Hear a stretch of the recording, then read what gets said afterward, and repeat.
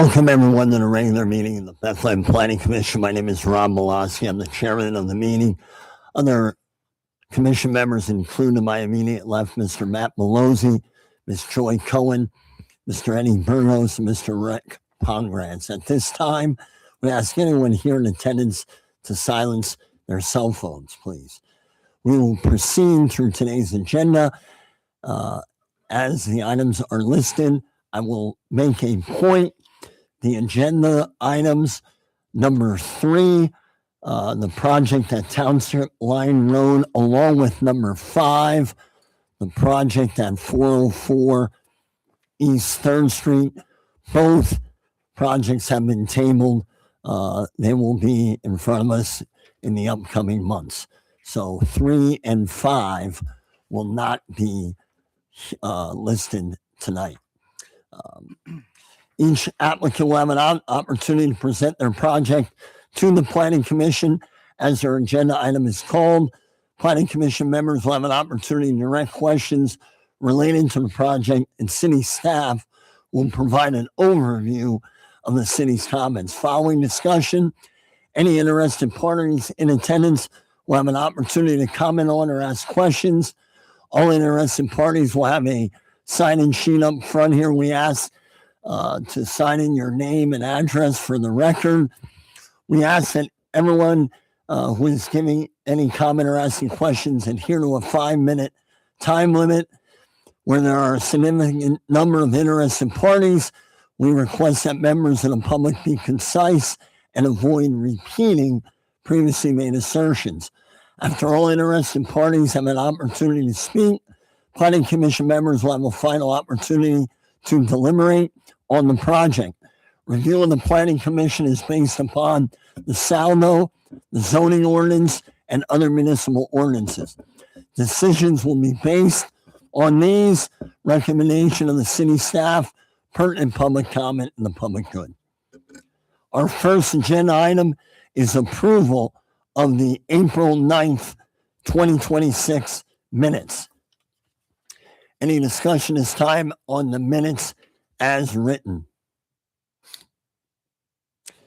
Seeing none, I'll entertain a motion, please. I motion to approve the April 9th, 2026 meeting minutes. Motion made, Mr. Pongratz. Do we have a second? Second. Second, Mr. Malozzi. Roll, please. Mr. Pongratz, Yes. Mr. Burgos, Abstain. Ms. Cohen, Abstain. Mr. Malozzi, Yes. Mr. Malosky. Yes, minutes are passed. Our next agenda item is a land development plan, and they are returning from last month at 1224 Eaton Avenue. Will the applicant introduce himself? And you're ready, you may begin. Mr. Chairman, Yes. I may, we need to wait for our legal counsel. Sorry, Apologize. we are waiting for our attorney. Sorry, Mr. Piper, that's my fault.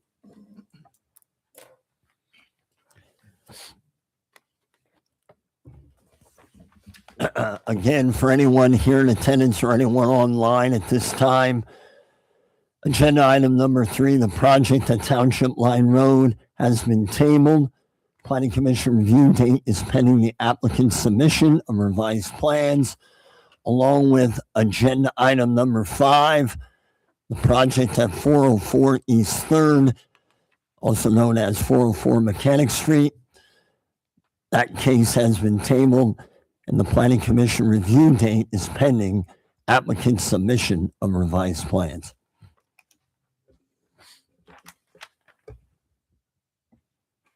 Have we heard from Craig?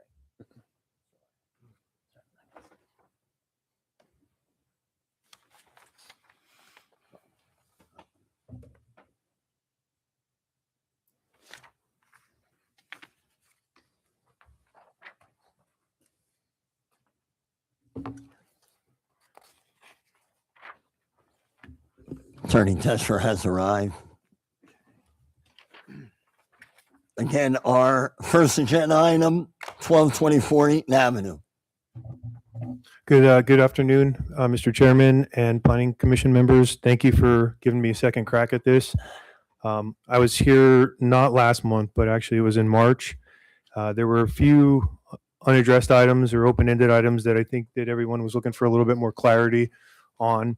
The plan is very similar. It's the 5 proposed townhomes, but the things that are a little bit different are we added the sidewalk from the Eaton Avenue public sidewalk to each of the individual units.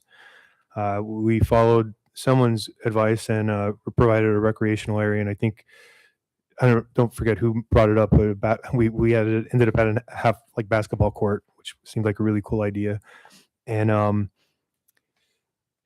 yeah, that really is all that changed. We did widen the area where the fire trucks would turn around. Added the last grass island, landscape island. We actually are going to install their tough track pavers so that if an emergency vehicle is able to drive over them. I was fortunate enough to catch the fire chief and have a conversation with him, and he gave me some good guidance. So I can say for certainty that we have his blessing on the revised plan that everybody's looking at. And I think the last thing that was sort of a hot topic last time was the architectural drawings that I brought from the architect. I'd say the footprint didn't match the footprint that was on my site drawing. So tonight I shared it really late. Did you have a chance? Okay. Can I pass this out? Please, Yes, please. please. Yep. So I have updated architecturals and an elevation for their 3-bedroom units. And they are actually exactly 20 by 32, which is what my site plan says. Thank you, Mr. Renko.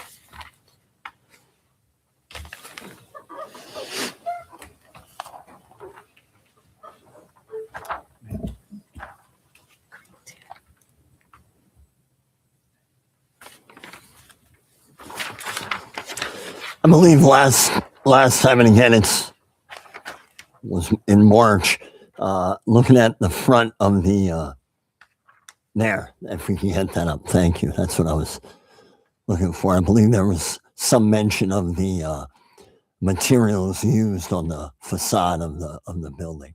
Yeah, it looks so that what we're looking at was a rendering that I was provided with for the March meeting, but what I guess they did, the architects, Gallup Architects spent a lot of time on this and dialed in these drawings, floor plans, and the elevation drawing is what the facade's going to look like, which appears to me like it's a combination of vinyl, aluminum, maybe some stone. And is that brick as well? In the rendering, there's brick. I don't know if there's still an intent to do brick. What does it show, Mr. Pograntz, on that? It looks like here it's stone and All stone. vinyl siding. Okay. I know that was. And then some of the vertical, like more like aluminum, like looking. I know that was brought up last time you were here. May I? Yes, Mr. Pograntz. I think the keeping the brick, I mean, from what we're seeing, really, it gives it that character on the kind of the west end of Bethlehem. Like it kind of keeps it, there's a lot of brick homes over there. I think it blends in well, in my opinion. Mr. Piper, was there anything else? Again, it wasn't March or a month or two ago. Was there anything else that needed to be addressed that Mr. Renko did not? Thank you. No, we did review the minutes from the March meeting. The 2 critical items were fire marshal and fire apparatus activity. We do have an email from the fire marshal dated April 24th, 2026, verifying that the plan can be approved and has been approved by his department. The second was the architectural floor plans reflecting what was on the civil set. Critical path there, although architecture isn't directly a purview of this group, it is critical that the applicant know that if they put 20 by 32 on their civil set, that's what they're going to be beholden to when they Right. file for their building permit. Right. And that's everything. That's it. I Okay. believe Mr. Renko has Can- adequately addressed those items. Can you please go back to the original plan that showed there?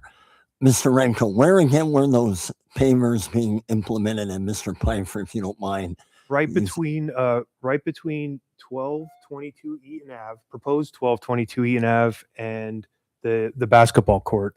And that is made in reference also, Mr. Pfeiffer, by the fire marshal, that he's fine with that, correct? Correct.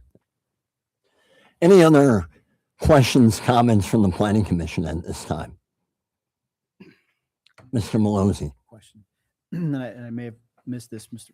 Pfeiffer, but the number 2 for fire. So A and B have both been addressed. The truck turning template and the turnaround. I can answer that. Okay. There was a conversation that I had with the fire chief, and submitted a plan, and then I don't think that conversation was related to, is it the deputy fire chief? So, Maybe? so the deputy fire chief is also the fire marshal. Okay, so that I'm already confused, but regardless, I had done what Mr. Bear asked us to do, and then he confirmed in a follow-up email that these comments were addressed. All right. And so the applicant complies. Y- Basically. Yes, applicant complied with what we, and this was under the guidance of Mr. Bear, who's always been very, very helpful. There's some of these standard turnaround movements that they included in the thing. And what we did was something a little bit sort of like a hybrid of that. Mr. Bear actually he didn't want a narrow, like dog leg, like back alongside the basketball court. He actually asked that we widen it to 25 feet. So that's why the dumpster on this one shifted a little bit closer to the basketball court. This was actually a suggestion / request directly from Mr. Bear. And the other things that stick out, the stormwater management plan was to be submitted to the city. Well, I'm happy to comply with that. But I don't know, I didn't submit a stormwater management report because the project is under 10,000 square feet of impervious. And I didn't see anything in the city's ordinance that requires a formal stormwater management plan. If I don't want to set a dangerous precedent for, every other project now that has any kind of additional impervious is going to need a full stormwater management plan. But I'm happy to work with the city engineer as I always have in the past. And if they'd like to see a report with formal calcs, I'm more than happy to help provide it. Is that something the city, Mr. Pfeiffer, or if we can have our engineer comment on that? Yes, we would like to see some calculations or some sort of a plan so we can review it. Okay. Yeah. I'm happy to provide it. Anyone else? Comments, planning commission? Mr. Renko, Mr. Pograntz pointed something out, and I would agree. And again, it's a unique kind of setup with the number of units you have. Would your client be opposed to incorporating the brick as is shown? Yeah, unfortunately, I can't speak for him, but I could just give you my word that I'll strongly recommend. Mr. Pfeiffer, is that something you can point out in terms of the notes, just so you have some dialogue to ask that? Certainly. Yeah, Mr. Pograntz, you all right with that? Thank you. Yes. Thank you. I don't disagree with you. All right. Thank you. This is, but the architectural, I have no control over. Of course. That's what they Of gave me. course. Anyone else? Anyone here in attendance tonight have any questions or comments at the project at 1224 Eaton Avenue? Seeing none, I'll entertain a motion at this time. Chairman Walski, I'll make a motion to approve the land development plan at 1224 Eaton Avenue, contingent upon the applicant meeting the conditions outlined in the city's review letter of April 23rd, 2026. Motion made, Mr. Malozzi. Do we have a second? Second. Second, Ms. Cohen. Roll, please. Mr. Pograntz, Yes. Mr. Cohen, I'm sorry, Mr. Burgos, Ms. Cohen, Yes. Mr. Malozzi, Yes. Mr. Malosky. Yes. Mr. Renko, thank you. We appreciate your patience and returning, and best of luck moving forward. Thank you. And I wish you all a happy and safe Memorial Day. Thank you, Mr. Renko. you. Our next agenda item, again, we are moving on to number 4. Number 3 was tabled. This is a sketch plan review at 2355 Avenue A.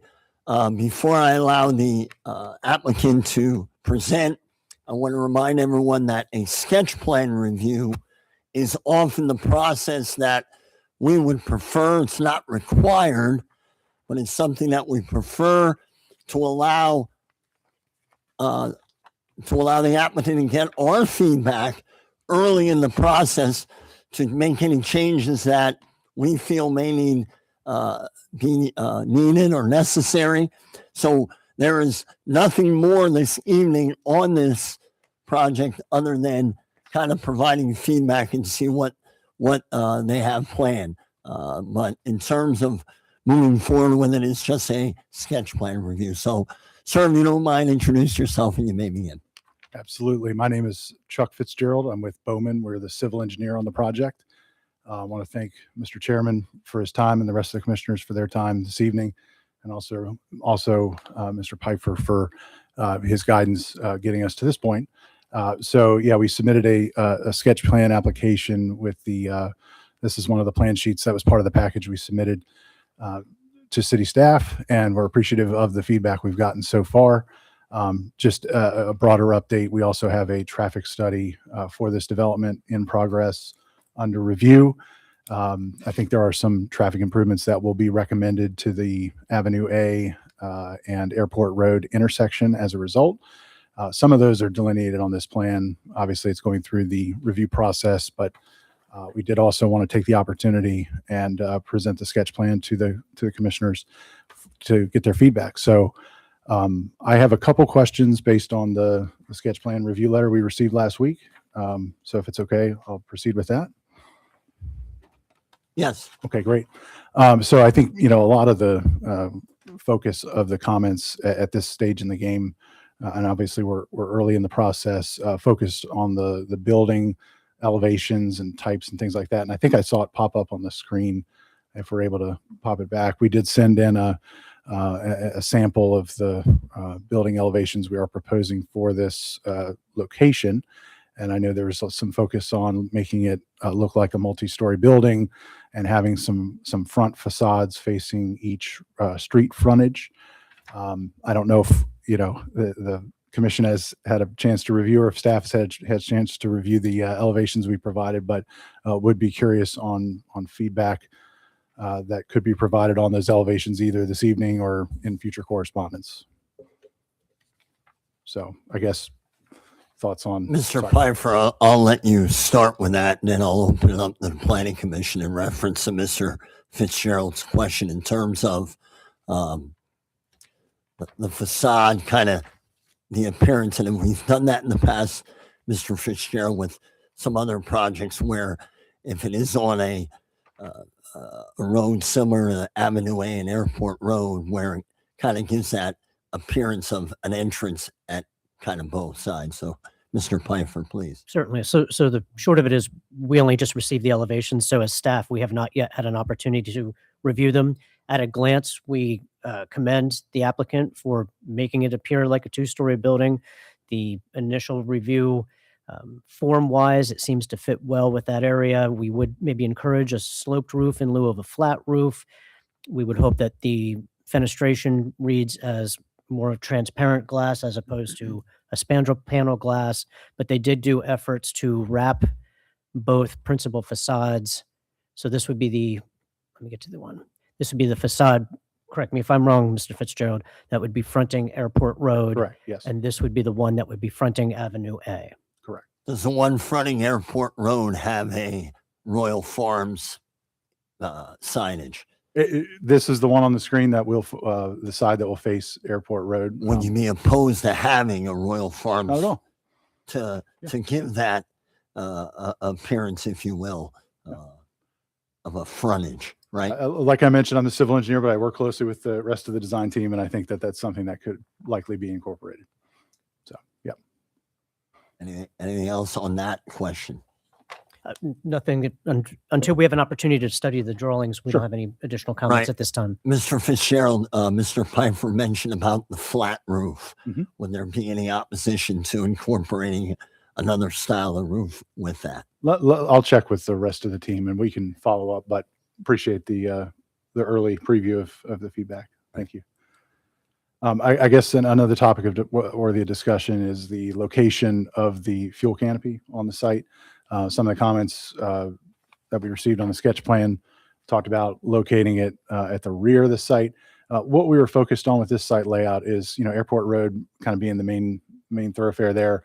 And so we were focused on trying to locate the fuel canopy to the side of the store when being viewed from Airport Road and also, the airport in general. And so there are a number of safety concerns with locating fuel canopies at rear of sites and things like that I'm sure everyone understands. It was the comments read that the applicant was encouraged to locate the fuel canopy, in a certain location. I would say that this location, the project team feels provides the best opportunity for safety and things like that for the normal operation of the site. And we took a look around the city on some of the other recent fuel and convenience projects that have occurred, and it seemed like oftentimes the fuel canopy was located to the side of the primary convenience store building. So I don't know if the commission has any further feedback on that, but that's kind of our thoughts in response to the comments provided. Kind of following the same protocol, allow Mr. Pfeiffer at this time to comment on where the city would like to see or recommended these fuel canopies be, and then I'll open up the planning commission. Certainly. So as Mr. Fitzgerald mentioned, these are a lot of recommendation statements that we make. This is all based out of good urban design principles. We look to anchor corners where possible. That means you put the principal structure nearby the intersection. You encourage pedestrian and other alternate forms of transportation access. You try to encourage a relationship between the public space being the sidewalk and the semi-private being the store, so that there's visibility and transparency. You can see activity both inside and from inside out, outside in. We're looking for things such as alfresco dining, if that could be included, because this store is well known for many things, including its fried chicken. So anybody that wanted to come and stay and have their food while they're there, that opportunity was presented. So that, again, increases that activity between the public and the private realm. And so in an ideal world, we would see the building slid over toward the corner and the canopies perhaps placed to the side or the rear. Can you point that out, please? Certainly, we would see something where the building would slide in this direction and the canopies would either slide this direction or this direction. If that doesn't work, this is prototypical. We understand that from the many Royal Farms that I've passed in my lifetime. They're pretty much all this way, as are the Sheets, as are the Wawas. And I'm sure if we went and studied Turkey Hill and the others, we'd find the same thing. So we understand that. We try to encourage, in addition to that, if this is the ultimate layout that is approved by the commission and desired by the applicant, maybe there's an opportunity to do something unique with the canopy. That wouldn't be placing a giant chicken on top of it, but maybe something more reflective of the nearby airport, some sort of interesting canopy. Not a chicken. Thank you, Mr. Pfeiffer. Mr. Fitzgerald, again, this is why we're here. We're giving some recommendations, obviously, as we proceed. And when you do come back for final approval, possibly look into that and continue to have dialogue with the city. Craig makes a good point about the opportunity there. Again, the proximity of the airport, passengers that are leaving the airport, coming from the airport, what have you, going to the airport, have an opportunity to grab a quick bite on a spring summer day. Is that something that you're open to with the outdoor food opportunity with it? Yeah, that's part of our client's program. And so I think we can illustrate that on the plan and make that known that there'll be some opportunities for outdoor dining and things like that. Thank you. Anything else with that, Mr. Pfeiffer? That's all I have. Any comments on that particular item from the Planning Commission? Nothing. Very good. I think the last thing that's probably worthy of mentioning is we acknowledge the comment about pedestrian access being provided from Airport Road. We do plan to extend the sidewalk along Airport Road frontage. We already have it on the Avenue A frontage, and that we can also provide a connection up to the building via crosswalk through the parking lot and things like that. So we'll incorporate that in the next plan the city sees. Great. Mr. Pfeiffer, anything else you want to point out from the May 8th memo? Certainly, and I'll try to keep this brief. Again, this is a sketch submission, and typically the Planning Commission does not make any recommendations on sketch submissions. Of course, you have that at your discretion. Stormwater engineering, they just note that an MPDS permit will be required. They require a stormwater management report. Sanitary is going to require a planning module. They did denote that the previous submission to you actually showed a subdivision of this parcel, and that was what was approved by DEP. Now that it's not being presented, a new planning module shall be submitted. There's a series of work that our law bureau is going to need to do with the applicant, one of which is the deed of dedication for the widening of Avenue A, the sidewalk access easement agreement, and there's possibly a street tree easement agreement that would all have to be developed as part of a developer's agreement. And we could not release final security until those items have been completed to the satisfaction of the city. Finally, under miscellaneous engineering, the engineer's office is going to require that there would be a full width mill and overlay of Avenue A where it's disturbed. There's quite a few traffic comments, and that's probably the most significant. And that's, again, because this is a sketch plan submission, there's not enough information for both our traffic superintendent and our traffic engineer to fully understand what is intended. The concerns, particularly from the traffic superintendent, were right-only turns out of the facility onto Avenue A and how that may cause some confusion, or, and I know this is going to come as a surprise, people that just run over the median and make a left to get out to Airport Road, and what tools could be put into place to mitigate any kind of concern. The same with those driveways opposite or on the north side of Avenue A. Those properties that are currently there have the ability to turn right and left out of their properties. This would obviously preclude them from making that left-hand turn. Again, what can be put into place to help mitigate those concerns? The city's traffic engineer did provide a letter. Their biggest concern was the truck movement plan. Again, without knowing what that size truck was, it appeared that both its ingress and egress from the site blocked the intersections in its entirety, and that was not desirable, that should be reconsidered.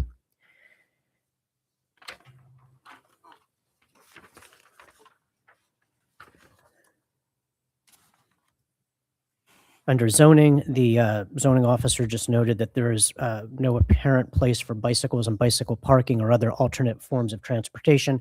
Again, that's something that we would require under the zoning ordinance, that racks be located, and ideally they would have some sort of shelter.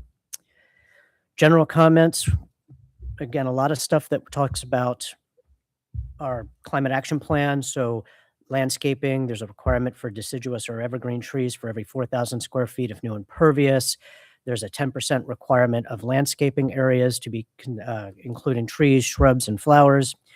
We always encourage green options for stormwater management, be it a pervious paver or rain gardens or bioswales.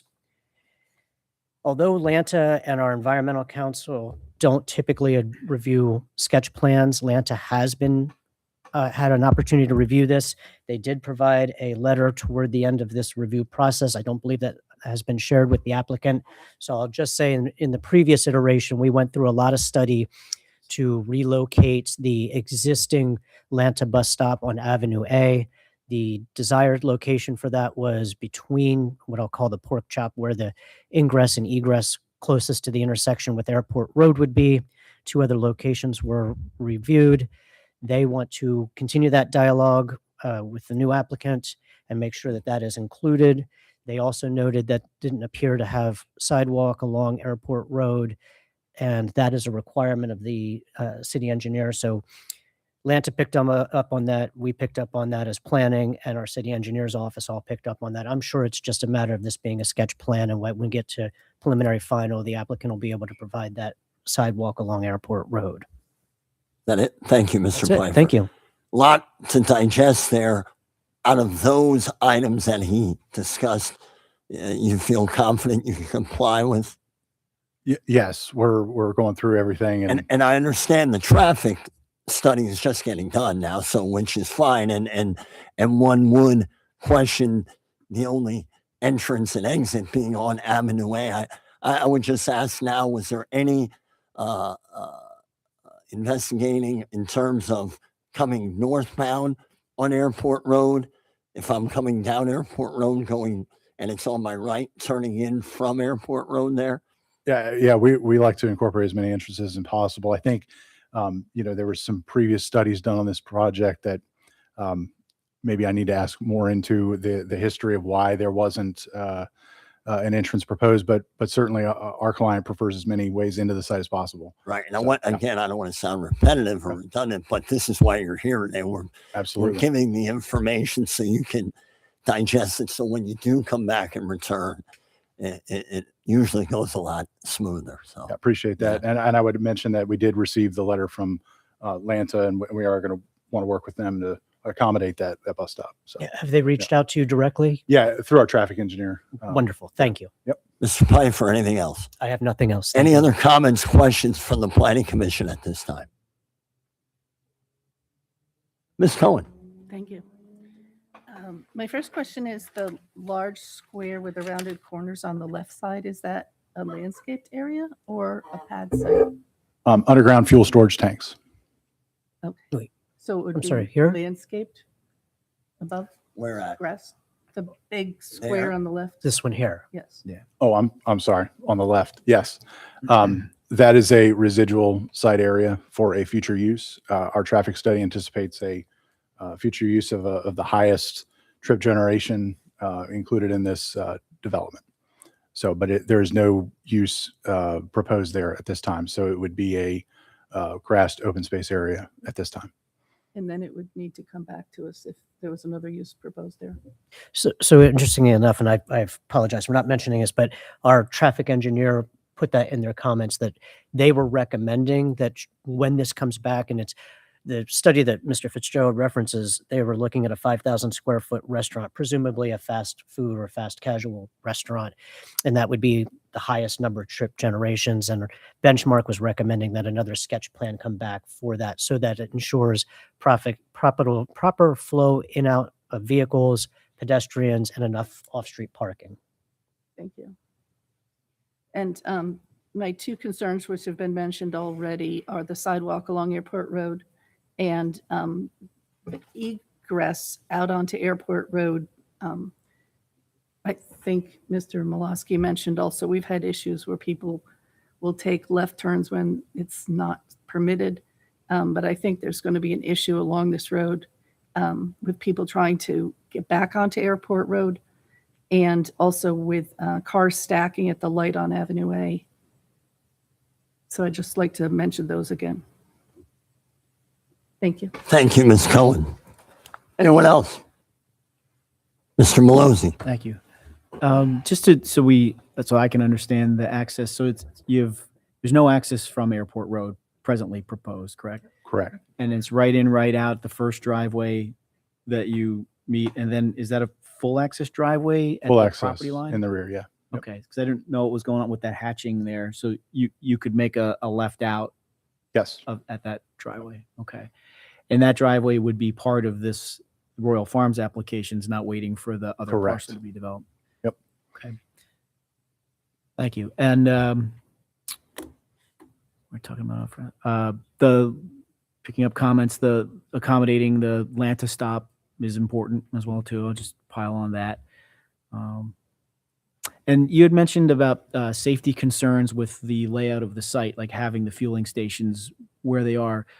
What, like pedestrian vehicle interactions, or what do you mean exactly? It's more so visibility into the site. So if there's something going on, somebody can see it from the public right away and know that there's, something going on. At We're the talking fueling about, stations. I'm sorry, At the fueling station. at the fueling station. That's right. Okay. So, it was interesting when we were talking about the orientation of the canopy. It sounds like rotating the site to align the canopy parallel to Airport Road might be something that at least staff might consider, which I think that's something we could consider as well. It's really just a concern about putting a store up on the street and then putting the canopy behind, so you can't see through a store to see the fueling areas and things like that. That's the concern about safety. So if we can get that canopy up along the road frontage somewhere, we just felt Avenue A is the less traveled road, so it more plays to the side of the building on Airport Road. So Okay. Is that out of curiosity, is that an issue like for convenience stores with gas? Is safety around the pumps, like in particular, like things happen if they're not visible? Or? Yeah, I mean, anytime you have a public area that's open 24 hours, we want to maximize visibility into the site. Okay. So, thank you. And will gas be $1.97 a gallon? you get approval tonight, maybe. I can't act on that, but I'm with you. I on that. just filled up. It certainly was not $1.87. Anything else, Mr. Miller? no, thank you. Thank you. Mr. Fitzgerald, we hope that we provided enough feedback for you moving forward. I know there's a lot going on out there, especially at the airport with the addition of the hotel that they're building out there, and the airport obviously has a rental car service, so people have to fuel up returning their rental cars and whatnot. So hopefully that these comments help and this project can come back to us. Yes. Mr. Malozzi, no, not at all. Curiosity, there was a mention of the potential of a cross access easement with the state police barracks there. Does that exist? And does that need to be accommodated here on the circulation and access? Yeah, we've asked our the attorney on the team to research into that because it does predate my involvement in the project, but we're doing some research and we plan to respond with an update on if that needs to be there, and we'll show it if it needs to be. So, Thank you. no. Thanks. Thank you for your time and Thank you. best of luck moving forward. Thank you, Mr. Appreciate it. Fitzgerald. Our next agenda item is a land development and subdivision plan at 1400 East 4th Street, the Eastern Gateway on 4th. Will the applicant please come forward? We'll give you a minute or so to get your things in order, and then you may introduce yourself and begin.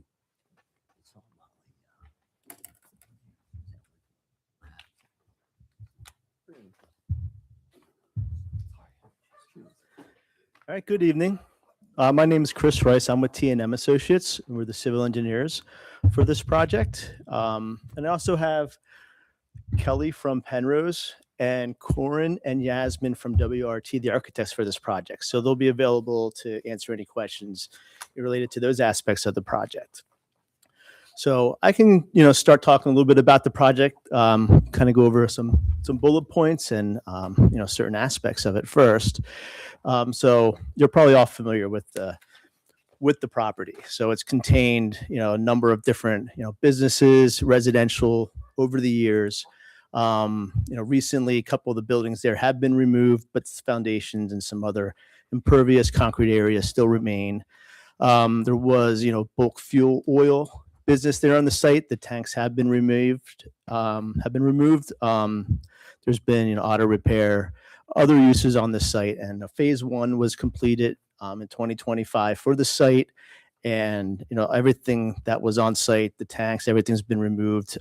It's a clean site, and there's no phase 2. There's no like Act 2 conditions from DEP on the site. So that's some good news for that. Historically, the site has been filled in the past. It contains 6 to 20 feet of fill on the site. So you're familiar with the site. It's on 4th Street, Williams, and then 5th Street. It kind of has the surrounding roads are a little bit higher than the site itself. So it sits down a little bit.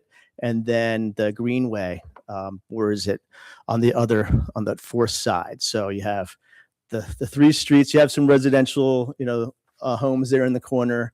An existing apartment building on the site right now too. So yeah, a lot of the buildings that are on that aerial right now have been removed over the last year or so. So the project's in the limited commercial zoning district. And it's going to be developed in 2 phases. So there are, the first phase is going to have, we're calling it building A. It's going to have 44 units. And it's a mid-rise building. Building B is going to be on William Street, and that's going to be a townhome, low-rise multifamily, and that's going to contain 16 units, so a total of 60 units. And then Phase B, which will be constructed in the future, and we're here tonight with proposing the whole project as a whole, even though it'll be constructed in 2 phases. And Phase B will be will be very similar to have a second residential building, a mid-rise, and then it's going to have, similar townhome style on Williams Street. And as part of the phasing, access is going to come off of Williams, and we're going to have, a little bit of parking there, then the main parking lot, and then the second parking lot in front of where buildings C and D will be part of phase 2. There were variants that were received in 2025, and they were to get some relief from having commercial uses on the frontage, and also to have reducing the front yard setback. So there is going to be, a small, commercial use in the corner of Building A, but the thought was Building B, where it's situated, even though it's kind of on 4th Street, there's no access from 4th Street because of the grade change. So that's going to be fully residential. The project also includes a lot line adjustment. Currently, it is 2 separate properties. So part of the project is going to be removing that lot line and creating a new lot line to separate phase A and phase B. All right, so the site has access to public transportation. Actually, part of this project and part of the review was Lanta wants to relocate a bus stop that's currently on the west side of William Street on 4th Street and move it into the corner right next to Building A, right in front of our site. So that is something we're definitely going to work with Lanta on and provide an area for that bus stop. Our stormwater for the site, we are proposing an infiltration basin. Now that basin is going to be, right in that area right there. So we did do infiltration testing at the site, and as I mentioned, maybe I did not mention, it is a karst area, but from the geotechnical studies on the site, the overburden here is over 50 feet, and they recommend infiltration because the soils were good for infiltration, and then the depth to any bedrock was that deep. So we're going forward with infiltration for this site. It has public water and sewer, and we're proposing a landscape plan with a number of street trees and then trees within the site itself and bushes. Some of the permits we need from outside agencies, we have an NPDES permit required from Conservation District and DEP, including ENS approval for that. We have a PennDOT permit needed for the work on 4th Street because we are doing some sidewalk replacement, some work out there, including adding a pad for the bus stop too. So, but there is no driveway permit needed for that, and that has been submitted. We had a couple minor comments returned, so we'll continue with that process. As part of the traffic here, we did do a signalization report for the traffic signal out there. Because it didn't meet for a full traffic study, we didn't meet the warrants for that because the traffic generator is below that amount. But we did do that traffic signal evaluation, and it really showed that the site itself is not much of an impact, especially compared to the current, the lighting that's out there right now with that signal. So, the next thing I'll touch on just some of the energy standards mix. There were some comments from the EAC and in the review letter. Some of the things that are being pursued are pursuit of the Green Communities 2020 certification under the DOE Zero Energy Ready Home Multifamily and Energy Star Multifamily New Construction. Solar ready infrastructure is incorporated into the design of the buildings. Compliance with EPA Indoor Air Plus requirements. We are proposing EV charging stations on this project, and we are proposing native landscaping and trees and things of that nature too, and even green space on the site. So we did receive the review from the city. We received the review from the Lehigh Valley Planning Commission. The Planning Commission was a favorable recommendation for the project. There was some stormwater comments they had that are all will comply. There were some minor adjustments and clarifications we need to provide to them. The NPDES, as I mentioned previously, was submitted to DEP. We are currently preparing the completeness submission, the resubmission back to them. And I did mention that the PennDOT permit as well. So that kind of summarizes this project. So as I mentioned, it's going to be 4 buildings total, but the 2 proposed in this phase with one parking lot proposed as Phase A, and then the second parking lot will be part of Phase B. And then stormwater is going to be one basin with most of it constructed as Phase A. And then when Phase B, it'll be addition added onto that stormwater basin to handle the additional impervious from Phase B. So that's a good, Thank you. that's a quick summary. And Oh, then, as I thank you. mentioned, we have, team members here that can, go further into some of the details, architecture, or answer any questions related to that. Before I, in terms of the number of units and the, obviously an infill project that's, addressing some of the local housing shortages, whatnot. Are there any units that are planned on being affordable housing or in that range? Yes. Yeah. So with the units, there are 46 that'll be affordable units for at or below 60% AMI. And then the remaining 14 would be market rate units. Thank you. Appreciate that. Mr. Pfeiffer, maybe you want to address anything from the April 24th memo? Any comments, highlights, please? Certainly. Mr. Reese did a pretty fantastic job of hitting most of the comments that we had. So if I reiterate, forgive me. Under Public Works Sanitary, we talked about the tapping fee. We just to note what's going to be done at the time of execution of a developer's agreement. He's already covered the planning module. There's a potential for a stormwater escrow charge as well. This is something where we charge 10% for every square foot of new impervious coverage. So you would take what was pre-existing, compare that to what is proposed, and see what the difference is. This is something that we'll need then in square footage from the engineer for our review. Under miscellaneous, we've already talked about stormwater management, MPDES. The engineer and applicant are currently working with our engineering bureau to discuss street addresses. That's something that they can continue to do as this project progresses. There's going to be a need for a meets and bounds and an exhibit for the proposed access easement to the greenway. Both the city, the EAC, the applicant, everybody's desiring to have that direct access from this site to the greenway. It's just a formality of making sure that we have it legally set in place. Our fire bureau has continued to work with the applicant. Of course, their biggest concerns are always the same ones. Can we get apparatus onto the site? Can we get access to the buildings, particularly the taller ones? Do we have fire reach for our ladder trucks? And can we get back off the site in a reasonable manner?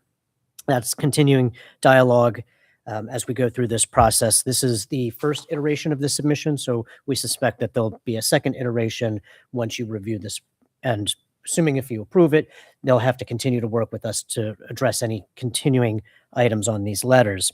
So another concern was the fire marshal did not see building heights. He may not have had the benefit of the drawings that have been submitted already. That's just really to determine the width of the fire access drive.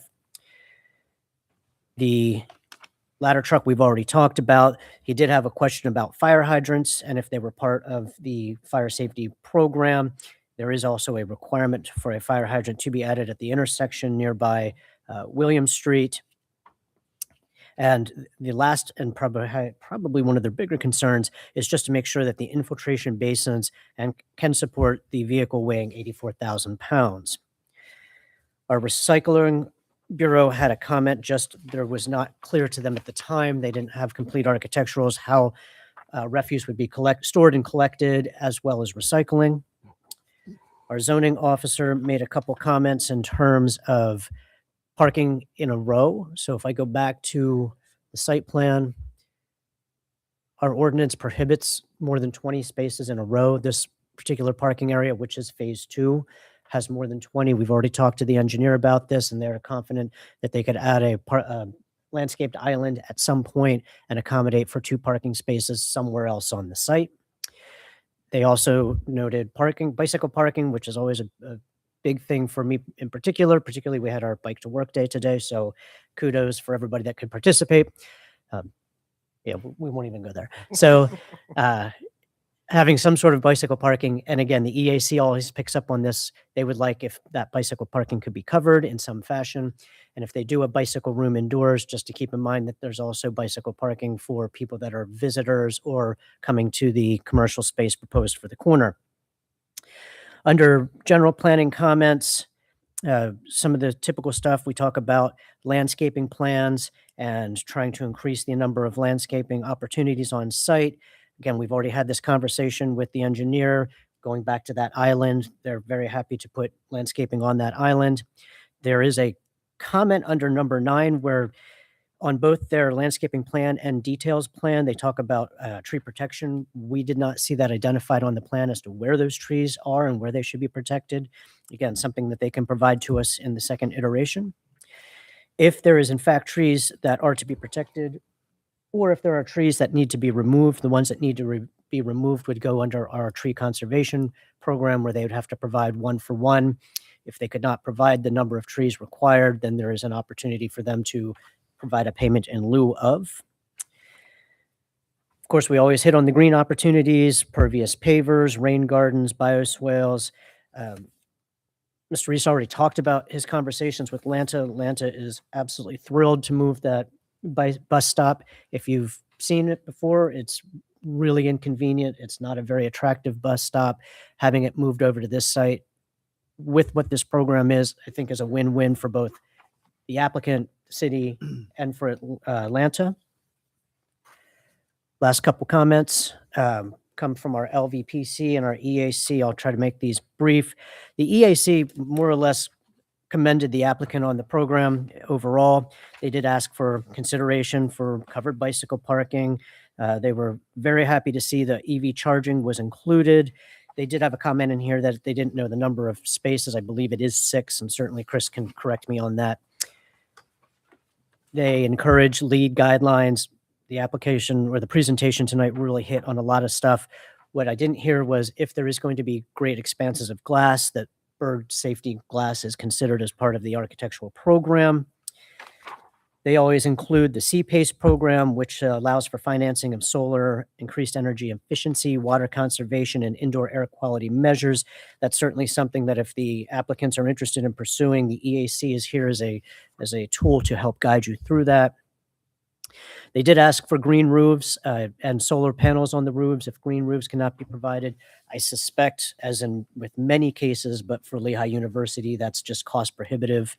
Again, we heard that this project is intended to be for a mix of incomes, and certainly we want to keep that, bless you, as one of our priorities. And lastly, from the LVPC, they were also very commendable of the project, particularly that the housing types are perfect for their goal of increasing infill development and concentrating development in already developed areas and the infrastructure that is already in place that can help support this type of housing. They also recommended bicycle parking, God bless them all. And they also commended the connection to the South Bethlehem Greenway. Chris did talk a little bit about the stormwater management. This is almost identical to the conversation we had with Lehigh University. This area is considered conditional no detention. This is just going to be a conversation between the applicant's engineer and our engineering bureau to ensure that downstream capacity does exist. That is everything from the city's. Thank you, Mr. Pfeiffer. Again, that is a lot there, kind of, because it is such a huge project. Was there anything there that Mr. Pfeiffer pointed out that you do not feel you can comply with as you move forward with this project? Right. So I think we've been hard at work on, putting together a response, and we should have something, back to the city, within the next week or so. And we're still working through a lot of these. I think there isn't anything in here we identified as not being able to comply with. The one thing we have taken another look at is the street trees on Williams, because our building is so close to the sidewalk. It's too tight. We originally did propose some trees there, but the current plan is just to go to a mix of shrubs because to just take up less space. So we're going to still have green space, and if you're familiar with it right now, it's pavement all the way up to the road. So with us, we're still going to be landscaping that. Now, our landscape architect who's worked on the plans has reached out to the city forester, so they're hoping to connect on that and kind of, make sure everybody's on the same page. That's the one item that I see us possibly needing a partial waiver from at least. And as Craig mentioned, we have room to add the landscaped island, so that is something we can add. We can, adjust those parking spaces to still comply with the parking that's required. As Craig mentioned too, we do have a fire hydrant proposed inside the parking lot, and we did get the comment about adding one at the corner as well. So I think, as I mentioned, some of the recommendations from the EAC, we're addressing some of those with some of the, energy efficient things we're trying to do, but there's some that, we're not going to be able to do. The conditions, though, that he pointed out that are in that memo, you are in compliance with, correct? Yeah, if like the Saldo, the zoning, yes. that's all things we intend on You're complying with. willing, you are willing and able, and you will comply with all of the criteria and comments listed in the April 24th, 2026 letter, correct? Yeah, but the possible exception of the street trees, or, if that's a fee in lieu of, if we can't meet that. And that's a should, right? Is that, or where we, So the street trees are a requirement. If the applicant can prove to the satisfaction of the city forester and the city engineer that it's not feasible to plant trees in that location, then in lieu of a waiver, we do a payment in lieu of.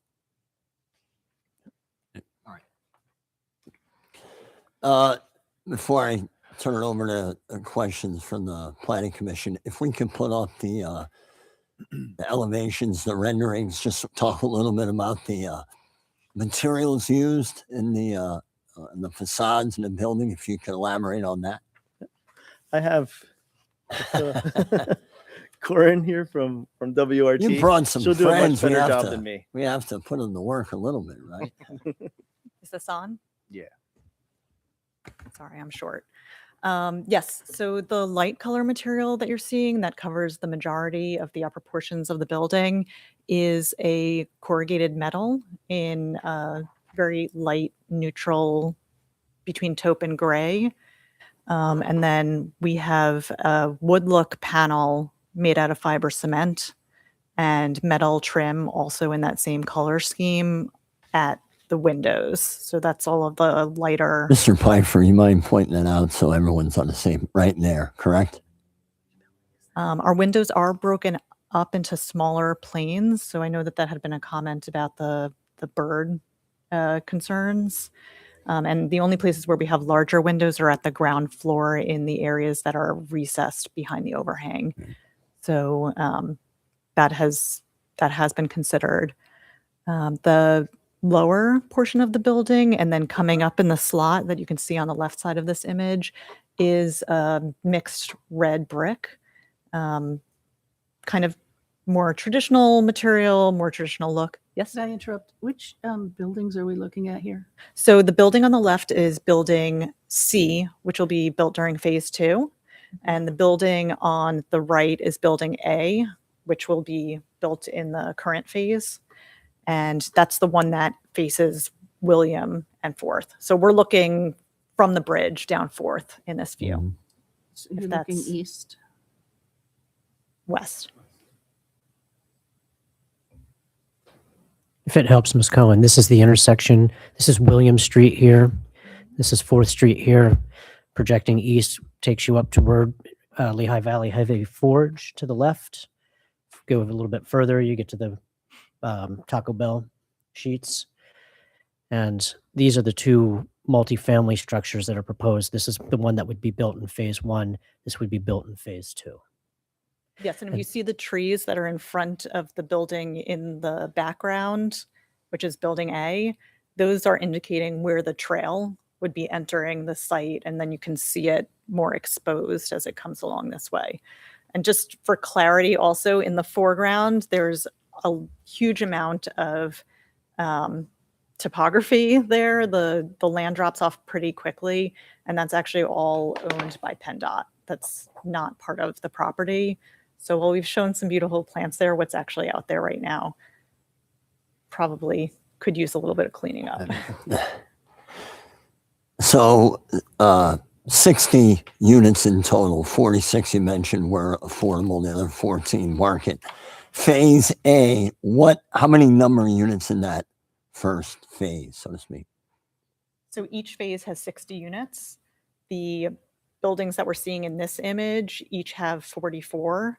And then the townhouse buildings that face Fifth Street that are more contextual with the existing buildings on Fifth, those will have 3-bedroom units and they will be in 2 clusters of 16. Thank you. Three Thank you for clarifying that. Thank you. Mr. Piper, if you don't mind going through those again so everyone can. Certainly. So this is the image we were just looking at. Again, 4th Street, William Street. This is a view on 5th Street. These are the towns that they were talking about, or townhouse style looking buildings. This, interestingly enough, topography drops as well. So while it reads as 3 stories here, it's 4 in the back. That allowed the applicant and the architects to develop underground parking for these structures. This is looking right at the corner. This is 4th Street looking up from where we were when we originally started looking at the rendered perspectives. This is William here. This is the area where the commercial space is proposed at the corner. Good urban design principles of anchoring corners. Oh, sorry. One other, we can see it in this view as well, but you can see all of the columns are like a tan color. That's actually going to be sealed wood. So that is one of the more pricey features that we're including on the building, but we feel like that's the part of the building that people will be closest to and interact with the most. So we wanted to make sure that that felt very human scale.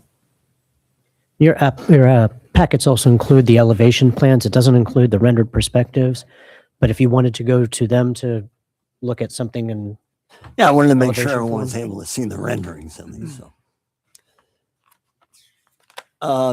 Any other question, Mr. Pongratz?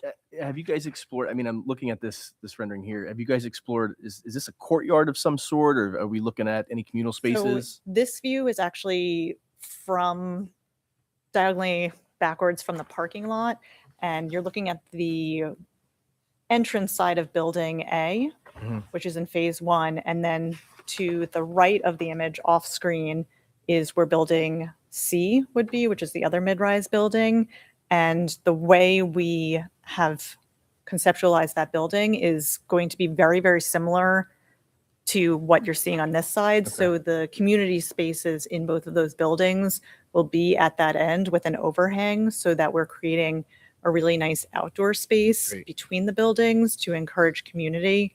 And you can kind of get this from the image, but that's also where 4th Street starts to really rise up. So the back of that is actually a little bit enclosed. So it does create a nice sheltered space, but we also get sunlight coming in from the south. So we'll be able to plant that pretty well. Fantastic. And just another question: do you guys have between phase 1 and phase 2 how long that's going to take? Do you guys? Is that I believe that's a Kelly question. just curious? So just a little bit more context. Both phases will be financed by the low-income housing tax credit, whose timeline is set by the Pennsylvania Housing Finance Agency. As of now, it's probably going to be somewhere between a year and 2, just because of how everything is settled. Thank you. But we do have tax credits awarded for phase A. So that's ready. We're just waiting for the next round to be published. And I just wanted to add real quick too, because of the area between the 2 buildings on the plan we submitted, we had a lot more concrete in there. Right. When we resubmit it, it's going to be a lot more green space. That was why I asked So- that question, because I saw you have a lot of concrete there, and 60 Yeah. units, you're going to know your neighbors really quick. So that's Yeah. great. So it's going to be like, this one does show a lot of green space between the buildings. This is more of what it's going to look like when it's done, not the way we kind of show it right now. Right. The hope is to have some areas that are a little bit more intensively planted and some areas that are more encouraging of community events or Great. like for people to just sit outside with their families. Thank you. Mr. Malozzi? Yes. In terms of the phasing, are the affordable units all in the larger buildings, or is some of the townhome type units also? Because I was just wondering in phasing, like, are there ones that aren't as dependent upon the state tax credit funding? Unfortunately, all 60 units are part of one tax credit project. We do, all of the townhomes will be affordable, and then we have a mix in that, in the building A that you're looking at right now. Just in building A? You mean the market rate units? Yes. Yes. Okay, thank you. And no sidewalk waivers being requested, so there'll be pedestrian access around the entire site? Along the street frontage that we have. Yes. Yeah, I mean, right now there's currently sidewalk everywhere. And as part of this, we're not taking any sidewalk out. I think we'll be, just because of the construction, we'll be replacing that sidewalk. That on 4th Street, the existing sidewalk on PennDOT, we're just going to replace what we need to replace for this project. We weren't replacing the whole frontage on 4th Street. And William? We were going to replace the frontage that we have on William Street, just up to the driveway. Thank you. Mr. Burgos. I have a question on the basins. Mhm. Geofabric, is that recommended for these, for your basins? Yep. So the geofabric is going to be like a pervious geofabric. It's not going to be impermeable. So it'll allow water to go through. But it will separate because it's going to be a pipe and stone basin. So the pipe's going to have, perforated pipe, and then it's going to be surrounded by a clean stone. So the stone will have storage too. So the fabric's going to be there to separate that clean stone from the soil underneath it. Okay, the only reason I'm asking, I didn't see any fabric on the detail here, so that's what I was just Okay. asking. Yeah, that should be. All right. Yep. I'll double check, and if All right, I'll thank you. make sure we add that if needed. Ms. Cohen. I have a number of questions. On your renderings, you mentioned some existing trees on 4th Street. We had the grassy area in the front.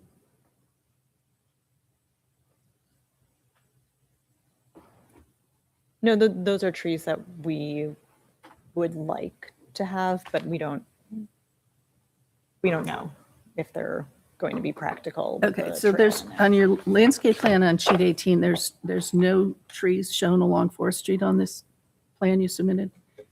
And it seems desirable that the city would require those. It's 5th Street, okay, I think 4th is up. Is 4th up? Yes. There are no Yeah, that's something trees. we can make sure we can add some trees. Like this is the site plan right here. I think it's like on sheet 17, 18 is the landscape plan. 18. How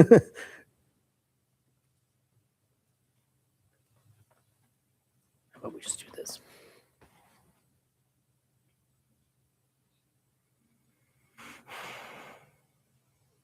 Well, he's looking for those. When you said a waiver for trees on Williams, you meant a fee in lieu of trees as opposed to a zoning waiver. would- Is that correct? In that case, yes. Yep. And that's, yep, right here's that plan. So, yep, so we can add some trees, as Corin mentioned, along 4th Street on that side. Mhm. But there are, you can see we had 3 trees proposed on between Williams and Building A originally. But then, as I mentioned, as we're looking into that, they're just, the building is right there, underground utilities. So those are the 3 that we're not going to have. But we are replacing, either keeping or replacing all the trees on 5th Street because they'll have tree wells. And then, of course, the trees inside. And then one of the comments too, touched on replacement trees. So most of the site right now is vacant. It's just grass or previously developed. But there are some trees, especially as you get closer to the greenway, that will come down. So those will be, part of the replacement plan. And just mentioned just real quick while I'm on trees is the tree protection is really there to protect some of those trees that are going to remain along the greenway. That's why we had that detail. So we'll clarify that in the next resubmission too. So I do think it's important to have trees along 4th Street. It's a pretty major street in the south side. My next question is about greenway access along the east end of the property for buildings C and D. You have the access which runs sort of towards the top right. But I'm wondering if you need another access like farther down to the right from the other end of the lot. We just looked at having the one access right now, and if you're in C and D, you can, there's access from those units, across the parking lot, and then tying into the sidewalk infrastructure we have between buildings A and B. So if you were at D, you'd have to walk up between A and C and then back to the right to get to the Greenway. Right from this location. The difference in elevation between the greenway and the site at that portion of the site is pretty extreme. And the greenway connector that we're proposing would be fully accessible. So if we introduce another access point, we will not be able to make it accessible at those locations. Okay. Yep. Yeah, most of the border along the greenway, there's an existing wall along most of that. So we actually have to, take out part of that existing wall to build the greenway connection where we have it, and then regrade that whole area. Because this site's about 5-6 feet higher than the greenway itself. And that was what, just talking about the grade variations, that's one of the challenges with the street trees on 4th Street, is because as you're at the bridge, you're 15-20 feet higher than the site itself. So it really slopes down.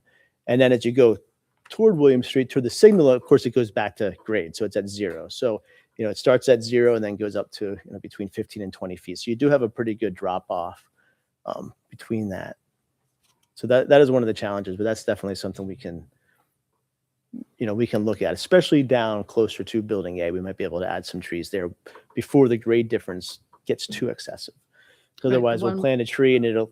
The one rendering I asked which direction you were looking at was where I was really concerned that it just had some grass and trees down between A and C, that I think it'd be better to have a couple more at the street level, especially closer to the corner, I think. And as mentioned before, Wes. PennDOT owns a big chunk. The right of way extends pretty, into the site more too. Not But down you are at the showing corner. some here on your rendering where you don't have any shown on your site plan. Your Right, that's kind of PennDOT's land is where that slope is right here, like closer to us. Mr. Pfeiffer mentioned the parking landscape island and the EV charging parking spaces. I think the letter said something about making sure there was an accessible EV charging station. So when you increase the lots to accommodate those things, and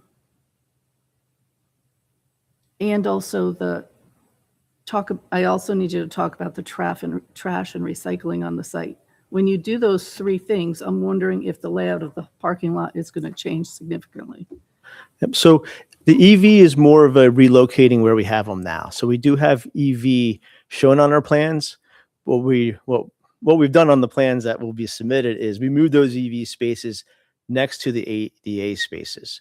So the ADA spaces will share, at least those, the first 2 ADA spaces will be EV, and then the remaining EV spaces will be next to them. So we're just relocating the EV spaces. We're not adding any spaces. And with the landscaped island, we are providing 2 other spaces. We're just adding them to the row. So we have a landscaped island in the middle, but we're going to keep the same number of parking spaces. So we're not reducing any. What's the total parking space? Yeah, the total parking spaces is for both phases 120 and is 60 per phase. So we have 1 space per unit. Now it doesn't include on the parking underneath the building B. Some of those have 2 spaces. So there could be 2 spaces, like they're back to back. Yeah. So they'd have to be Pfeiffer. 1 unit would have those. So we didn't count the interior one. I'm sorry, Mr. Pfeiffer, does that mean the requirement in terms of parking? Under our workforce housing, it was deemed to be compliant. 1 space per unit. 1 space per unit, that is Thank correct. Sorry to interrupt. Yep, nope, that's fine. Yeah, but like I said, we have a few more than that because of the parking in tandem underneath the buildings. But yeah, and then having the bus stop for public transit is helpful too. So you do have how many underground, you said? We have 15 or 16 just with access directly from the parking lot. Right. And then there's an additional, I forget how many we had, 8 perhaps, we'll clarify that on the next submission, Yeah. but like I said, we didn't count those in the parking calculation, we submitted. So they're kind of like, bonus spots in a sense, but they're not, they'd have to be coordinated by a unit owner, and that's why we didn't count that. And then with the trash and recycling, they're going to have trash and recycling in the same areas. So for building B, we do have a kiosk right to the, plan left of building B. There's going to be, toters and stuff that have recycling and trash in that area. Point that out, Mr. Pfeiffer, please, so everyone can see that. There's a retaining. Right, I There's a see. note that says a retaining wall right there, and And it will proposed be- trash enclosure. It will be enclosed, correct? It'll be Yep. fenced in, yeah. So, yep. And then for building A, it's actually going to be inside the building, but the access will come out of the at building A, the lower end. Yep, right where the hand is. So on trash days, they will take the trash out there, and it'll be along the curb line right next to the transformer that's out there. So that'll be the trash and recycling pickup They, on trash days. who is they? The staff. The staff. Yeah. Sorry, Ms. Cohen, I That's okay. continue. I'm concerned that making one of the regular accessible parking spaces into an EV charging station would conflict with either one of those uses. So a person needing an accessible parking space, if there was an EV charging car in that location, couldn't park there. It could only be an accessible EV station. It might be not enough accessible parking if that was being used for EV. So it seems to me that if you're making an EV accessible parking space, it should be in addition to the other ones that are required. Would that be true, Mr. Pfeiffer? Do you know? Yeah, so the ADAG and our own zoning ordinance do prescribe a calculation for accessible parking spaces based on the total number of parking spaces provided. That is a separate calculation. EV is just a benefit. So But if someone was using it as an EV charging station, they would have to be having the placard as well to use that space. Yeah, the So comment- it would reduce the number of EV stations for an able-bodied person, and it would reduce the number of accessible spaces for a person that needed the handicap parking. So the zoning officer's comment is related to him being a former building code official and saying, hey, if you're going to offer EV charging and you're going to make one accessible, then there's a series of requirements based on the building code that you have to provide for signage, et cetera.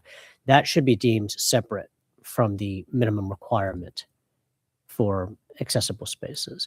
I'm not sure how the applicant has approached this because we haven't talked about this. This is the first that we've heard that they have been shifted from what we've seen. So when they do their second submission to us, we can discuss this a little bit more at that time. Okay. So that goes along with my needing the additional landscaped island, needing possibly another handicap space for EV charging, and possibly also the bike storage covered space could significantly change the layout of this.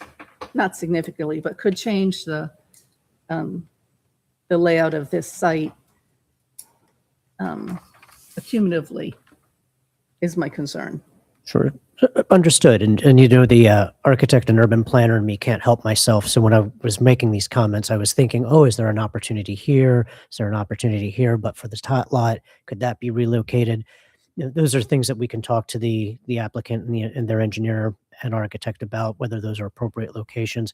But they did assure us that they felt comfortable that they could provide the minimum required off-street parking. Okay. And for the applicant, when you say making your next submission, would that then be pending our approval or disapproval? Would that application then be to the planning commission or just to the city office? If you'd like, I can answer that. So in the past, If you felt comfortable and with the applicant's vocalization that they will comply with everything in the letter, you can consider an approval conditioned upon them meeting all the conditions of the letter. And then when they would make their submission, it would just be to city staff, and we would make sure that all those items have been clicked off. If you're not comfortable with that, then you would ask for them to come back and see you a second time.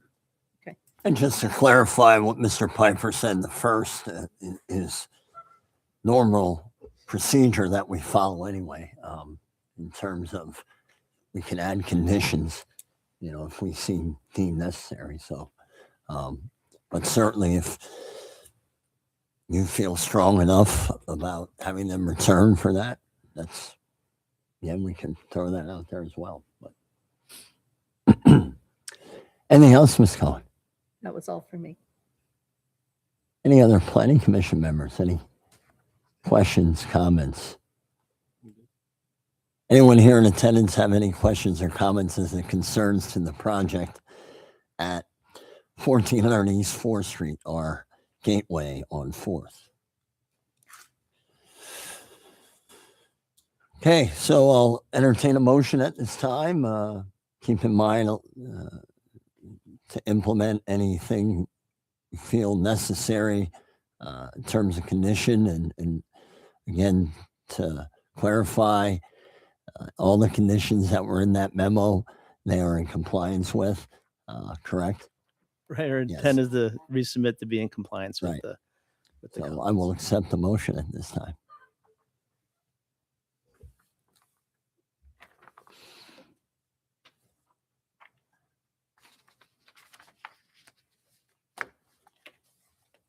Chairman, I hesitate to make a motion. I'm concerned there are a lot of comments, and probably the bulk of them are just, I'd call plan cleanup comments, but there are some things, like Ms. Cohen pointed out, that could affect the site layout. There's some question about whether street trees can be accommodated or not. So just my thoughts. Well, certainly that's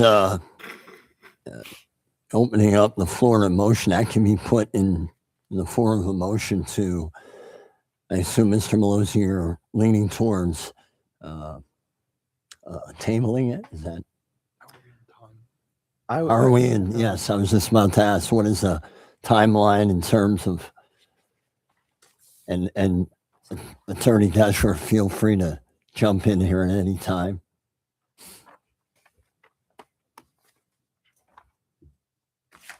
Unfortunately, I don't have the document in front of me. Maybe Mr. Reese recalls when he made the submission, and we can count from there.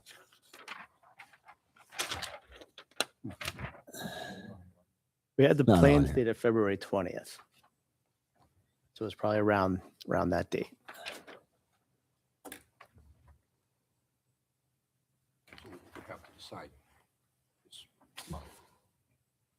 Probably. 90 days.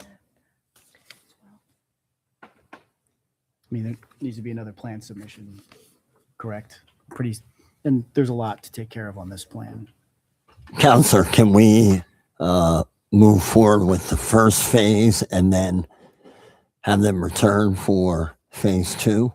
Yeah. So their expiration is going to be one day before the June Planning Commission meeting, so they would have to grant us an extension. I think the options, if you're not content to vote on it tonight with the conditions, the options really are to ask for the applicant to provide an extension in writing or to deny the plan.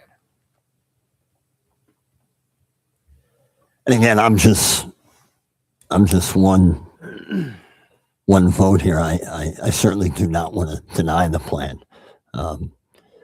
It's a large project, and there's a lot of things involved that need to be submitted yet. So, and understand again that's just my input.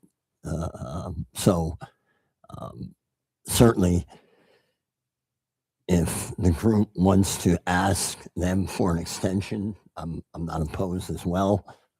Ms. Cohen? Thank you.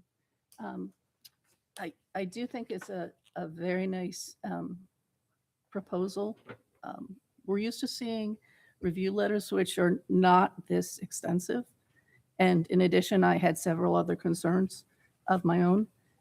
So I would prefer if there was, it was possible to defer this and ask for the extension from the client.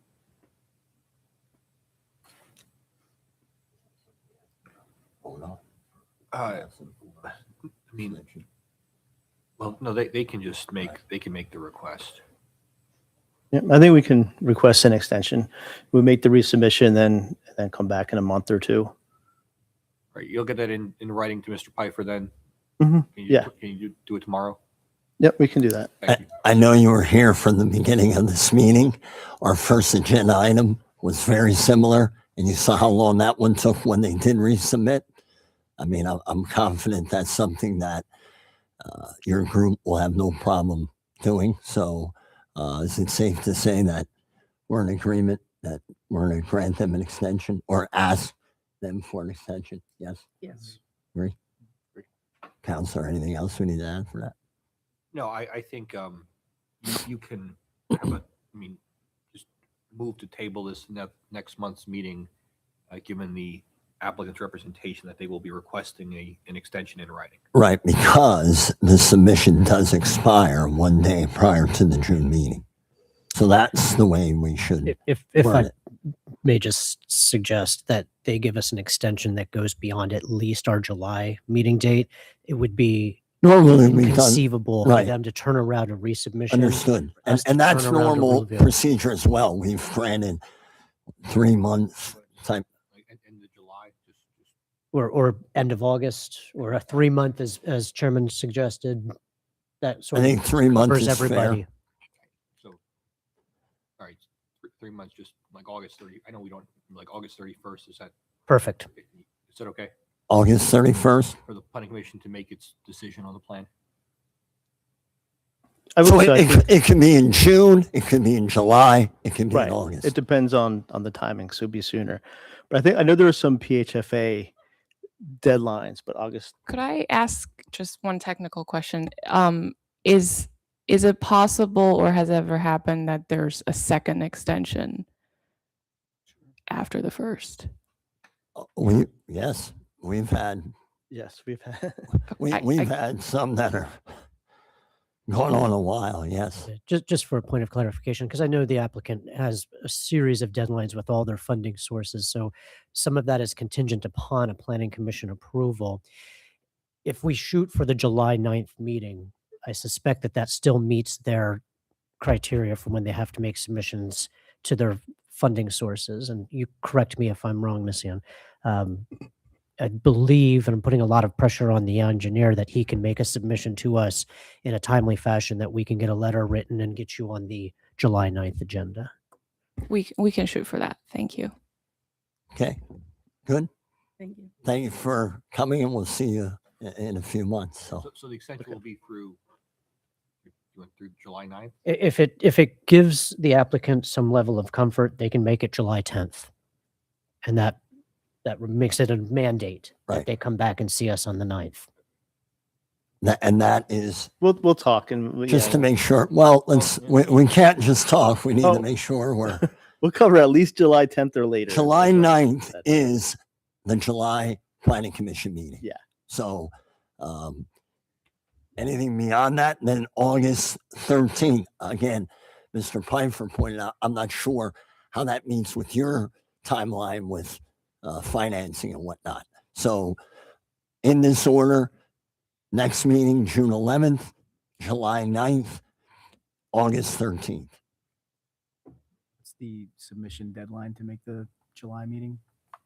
3 weeks in? There is no submission deadline per se. That's a item on our website we need to have corrected. We require 1 week before the meeting to finalize the review letter. That's when we are required to get you your packets. We need at least 2 weeks before that to get staff comments in and prepare the letter. So you're looking at probably a 3 to 4 week time frame for submission before that next meeting date. Okay. So we're looking at middle of June. If Mr. Reese and his team feel like they're confident that they could get something in 1 month back to us, that gives us ample time to prepare the letter and get it issued to you. Thank you. Yeah, we can make that resubmission and give you enough time to do the review. Counselor? Yeah. We good? Extension to July 10th. Correct. Correct? Thank you so much. Appreciate it. Thanks for coming. All right, we'll see you in a couple of months. Thank Yep. you. Mr. Pfeiffer, any general discussion, things that are upcoming? So when you look at this, it appears as if we only have 2 more cases to come before you. Those were both the ones that were tabled from this evening. Those submissions aren't going to be made in a timely fashion to make the June meeting. So we're looking at least having them pushed back till July. We are protected from the MPC. That was both Township Line Road and East 3rd Street. 404. Those will not be on the June agenda. They both engineers, well, both applicants, the engineers, the applicants, the developers, even the attorney for the one said, we want to clean up these letters before we come before you. In that light, they have to make a submission to us. There's just not enough time for us to turn around letters to get them in on June. So they're most likely looking at July. What you don't have the benefit on this letter, and I apologize, we're just a little bit behind on getting some of this out. Within 1 week's time frame, we received 6 new submissions. So we are routing those submissions now. I'll go over each one of them with you so you're aware. I'll try to make this as quick as I can. Before you do that, on this summary sheet, it says that the 404 East 3rd Street expires 7/8/26. That's incorrect. That is actually extended beyond that date. So it's been changed. Yes. Thank you. Go ahead, Craig. 505 East Makeda. This is a sketch plan for a major subdivision. They made major by 1 lot. So they are a proposed 6-lot subdivision. 1405 North Boulevard. This is a land development for 16 multifamily dwellings. 52-56 East Broad Street is a sketch land development plan, but a sketch. It's for an infill of commercial and residential. 1801 Elliott Avenue. This is a sketch plan for a major subdivision proposing 10 lots for twins and 1 single family lot. 320 East First Street. This is Steel Ice land development. This is their second time to submit, so this one should be relatively clean. And 61 Walnut Street. This is the Ironside Lofts. And this is land development for a total of 107 dwelling units, 56 1-bedroom, 51 2-bedroom, and 4,000 square feet of commercial space. That will definitely need not be in front of you in June, possibly July. There's probably, and I don't want to guess which ones they would be, but probably 3 we can get in front of you for June. Is the Walnut Street one the one adjacent to the garage? That is correct.